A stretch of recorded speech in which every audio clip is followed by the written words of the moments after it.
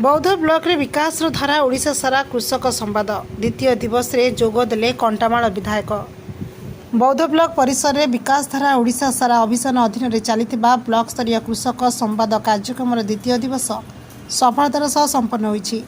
आयोजित कृषि आलोचना सभारे अंचल बहु संख्यक चाषी और जनप्रतिनिधि सामिल होते। द्वितीय दिन कार्यक्रम में मुख्य अतिथि भाव कंटामाल विधायक तथा जिला योजना बोर्ड अध्यक्ष कन्हाई चरण डांग जोग देते।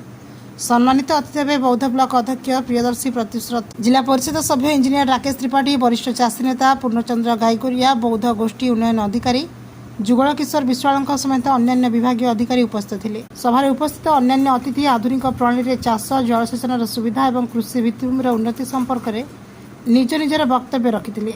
चाषी नेता पूर्णचंद्र गाईगोरिया स्थानीय चाषी समस्या उपस्थापन कर प्रशासनिक सहयोग लोड़ी। शेष में बौद्ध वीडियो जुगल किशोर विश्वाल समस्त को धन्यवाद अर्पण करते।